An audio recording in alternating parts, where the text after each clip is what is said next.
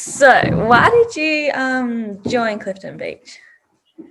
So I joined as a junior, so pretty young. So my dad and I moved down to Clifton, I think when I was about 10 maybe, Yeah. and he signed me up to Nippers and then got pretty involved in the club himself. So I think it just became a thing that we could do sort of on the weekends when I was with him and do together. So it just became a sort of Yeah. regular.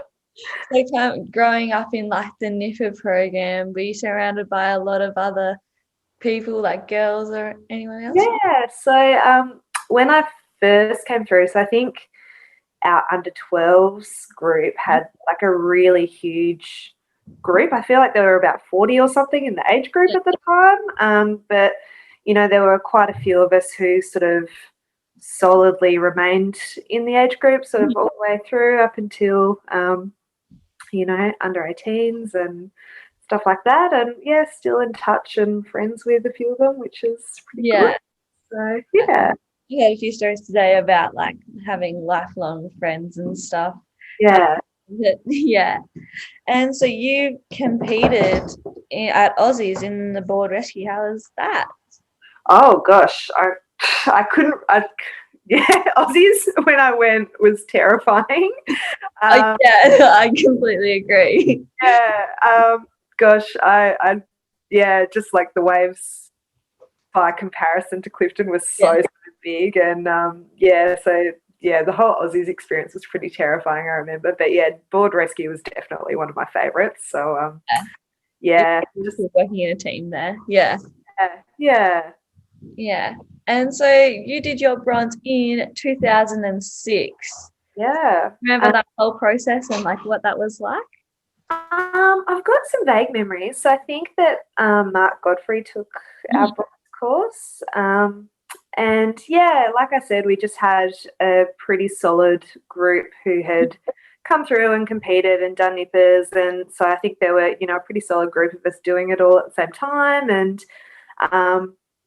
pretty excited to get into the whole patrolling side of things. I think it was sort of seen as a bit of a graduation to like a little level of responsibility and something that's I don't know, pretty I think I don't know, I think within Lifesaving there's a lot of investment in the culture and, that feeling of responsibility and doing something important. So I think that going for your bronze was kind of a big step.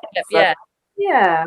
Yeah, and so you continued to do patrols throughout the time that you were are you still patrolling now? No, I'm not patrolling now. So I think I stopped patrolling maybe around 16 when I got a part-time job and, that sort of work comes on the weekends. And unfortunately, I just haven't got back into it at this stage. But I am definitely, I'm confident that I will at some point. So, like we're actually in Melbourne at the moment. So, when we move back to Tassie, I hope that it's something that we can pick up again because it's pretty good getting to spend, a day at the beach every couple of weeks. Yeah, it's pretty cool. I've heard a lot of stories about people who have gotten into it at all different like ages. Like there's been niffers and then there's been people who got into it when they're 50. So I think that's really cool that you can be able to join it at any time and have this big sense of community. Absolutely.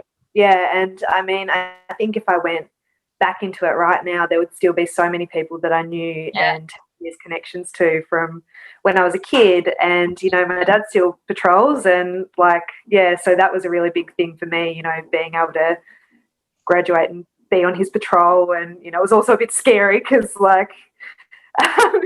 he was pretty a patrol captain, but Yeah. So what did you enjoy about being a surf lifesaver? I think, so many things. Like it was a really great, as you said, really good sense of community. And I think really valuable in terms of knowing people from a whole range of age groups. So I had solid group of friends sort of my age, but you're interacting with people from all different walks of life and Yeah. who sort of are in your community, or they might be someone who you never would have otherwise interacted with, but just like all different age groups. And I think that's a really valuable thing. You're exposing like kids to sort of interacting with adults Yeah. in like a mature way that you can have responsibility at any level, and just spending like regular time at the beach is pretty amazing. Like Yeah. like being in Melbourne, I'm really missing that right now. So. Yeah. You seem like my beautiful background right here. Yeah. And so you were the best junior activities cool person in 2004, 2005 season. Do you remember that? Like being kind of, because you know how the under 14s are a little bit like in charge. Did you like going and helping out all of the other kids with Yeah, that? I guess so. So I really, I think I really liked the, especially the patrol aspect and the community aspects. I wasn't like, although I really enjoyed competing, I wasn't a star athlete. So I think Yeah. that it was really great sort of being able to have success in different areas, like you can, like doing the first aid competitions and doing the patrol competitions was something. Purely athletics. Yeah, Yeah. but I mean, the whole thing, like um it's such a cool sport because there's so many aspects of like individual components, there's team components, there's land, water based, all sorts of different activities, and there's so many different ways to find success or find enjoyment and just be good. And Yeah. So do you think that you've kind of gained the skills in surf club that you've been able to use later in life, like what you're doing now? absolutely, I think it's like I said, I think having that interaction with different people and different age groups from a really early age is really valuable, and being able to be quite young and have this pretty big sense of responsibility, and I think that stuff's really important. I think it definitely helps you interact in your own community, and it helps you, like, gives you skills to be able to reach out to people that you wouldn't necessarily have ever found otherwise. So Yeah. So what are you up to now? so I'm a lawyer, commercial law. Moved to Melbourne this year for my husband's job, which ended up being a bit of a bad move to Melbourne. Yeah, But that's pretty cool. And so what advice would you give to any women of any age considering doing their bronze? I would say absolutely do it. I think that one thing that, I don't think surf lifesaving is, what am I trying to say? I think it's a really accessible sport and community to people of all genders. And I think that, I don't think there is a sort of hierarchical system that specifically excludes women. So I think it's absolutely somewhere that you can go and be valued and be a part of a team and part of a community, and just get a lot of value out of it. Yeah. Yeah, that's been the pretty much the consensus. So it's like, just do it. You've got nothing to lose. Absolutely. I mean, if you're not a strong swimmer or something like that, a bronze is a really scary thing to do. But I think that, like, you lose nothing from doing it, and it's a really valuable thing that you can give back to the community. So, yeah. And do you have any memories or like experiences of maybe I've had some pretty good ones today.